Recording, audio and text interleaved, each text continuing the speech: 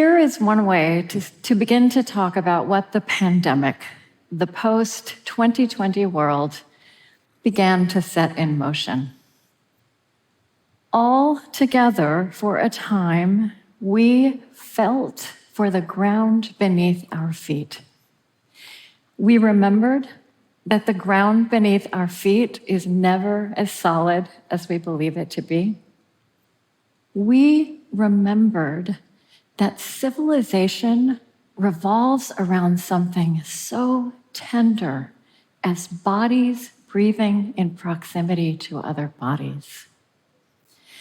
We softened. Chasms became unseeable between the ways we've been living and our deepest longings for all of our children and the highest potentials for human flourishing. So how to step into what we have been given to see, how we have been given to learn and to grow. I've been looking back across my 20 years of listening to the world and being in a radio and podcast conversation with wise and graceful lives. And I want to share with you 3 arts of living that have persistently emerged, callings. Each of them carries practices towards what it might mean for each of us to participate as we move forward in the remaking of this world. The first is to see the generative story, the generative narrative of our time. We are fluent in and very familiar with the narrative of catastrophe and dysfunction and disarray, and that is real, but it's not the whole story of us. There is also an abundant reality of things going right at any given time, of learning and growth that are happening, of evolution and breakthrough. One of the things that happens when I use this phrase, the generative narrative, and people hear it for the first time, is sometimes they'll say, well, give me an example. And I say, just look around you. Even when we leave this special place and go back to all the places we came from, it is ordinary that all kinds of people with all kinds of lives are finding ways to be of service. They are standing before a world in pain. They are working with forms that are broken. They're probably working in institutions that don't quite make sense anymore. And they're having an edifying effect on the people around them, becoming healers and social creatives in so many forms. Now, we are strange creatures, and this is one of our strangest qualities. We don't know how to tell this generative story of us as vividly. We don't know how to take it as seriously as that story of rupture. And this has started to make sense as we are able to peer more intricately inside our brains and bodies. It turns out that our brains are exquisitely designed to keep us safe and on the alert for danger. Our brains are riveted by what goes wrong. They are looking in every instant for what will go wrong next. And this underlying orientation turns up in our most sophisticated places, certainly in the field of journalism, in which I trained.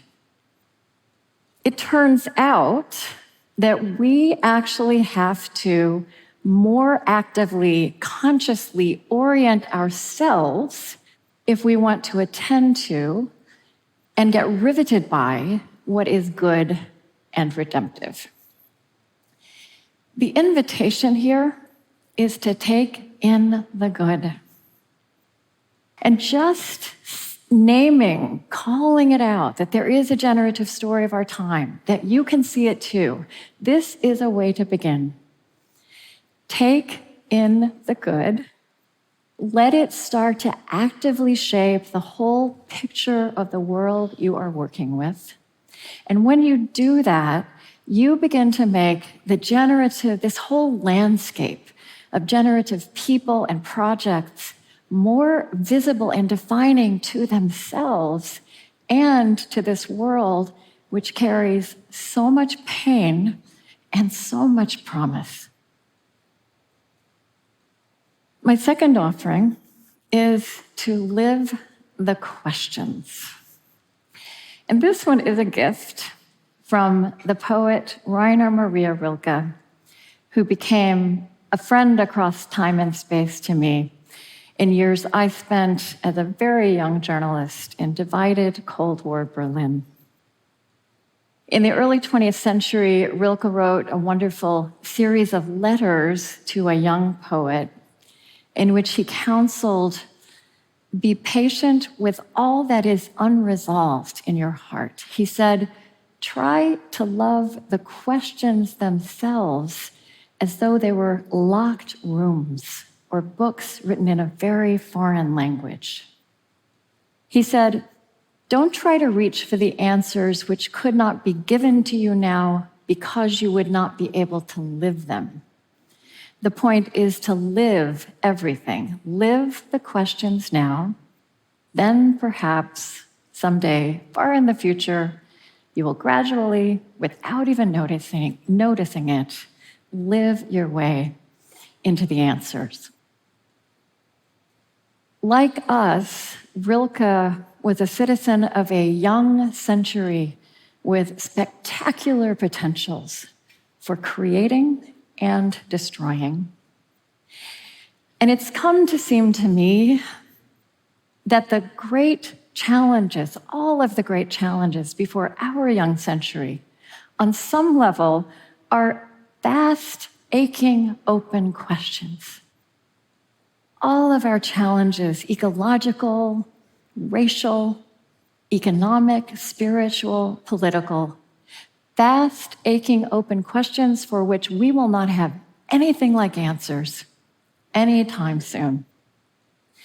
So I find myself returned anew to this wisdom that when we find ourselves in this situation, we are called to honor and dwell with the questions themselves.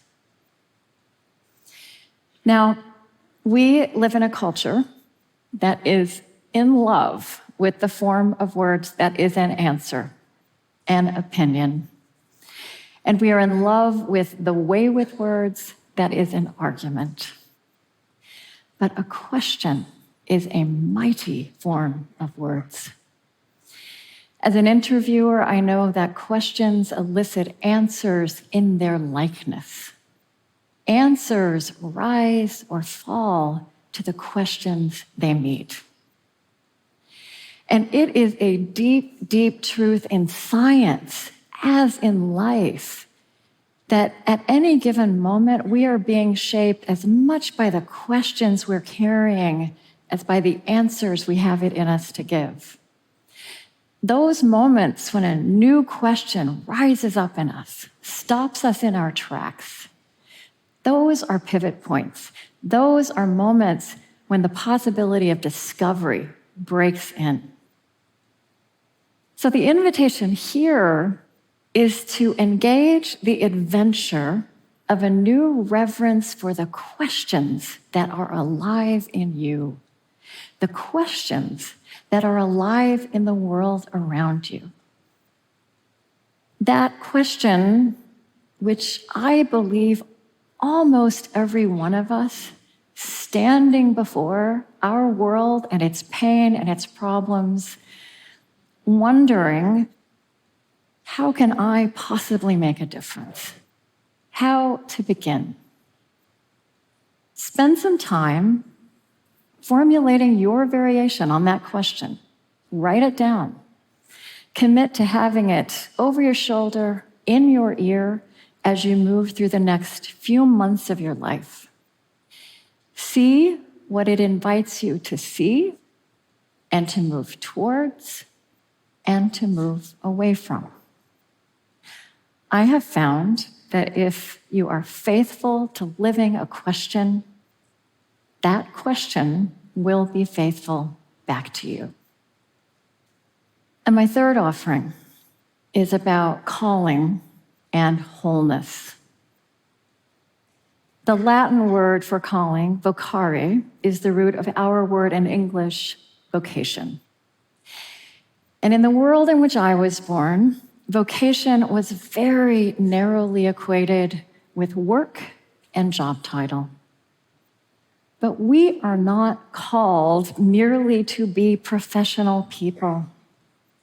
We are called to be friends, neighbors, family, citizens, lovers of the world. And just as there are callings for a life, there are callings for our time. It has come to seem to me that our generation in time, our generation of our species, is called to nothing less than wholeness. That we have it in us to figure out what it would mean to cultivate whole human beings with whole institutions, living in whole societies. The invitation here is to turn your powerful, reality-shifting imagination, your intelligence, your energy, your will towards the possibility of wholeness.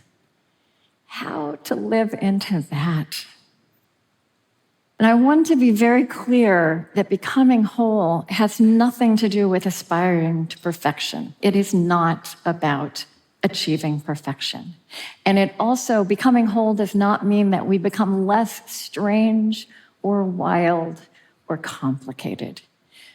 Becoming whole would mean that we orient together away from what is death dealing and towards what is life giving. Every fracture of our world notwithstanding, the science of our age is revealing all of life in its insistence on wholeness. The interplay between our bodies, the natural world, the lives we make, the worlds we create. And every dilemma around our technologies notwithstanding, our technologies have given us, for the first time in the history of our species, the tools to think and act as a species. Take that in.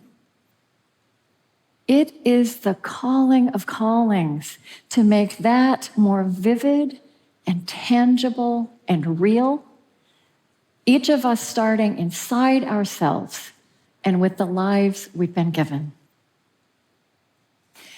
And across my life of conversation, I have learned that wisdom and wholeness emerge in moments precisely like ours, though ours is writ large, where human beings have to hold seemingly opposing realities in a creative tension and interplay.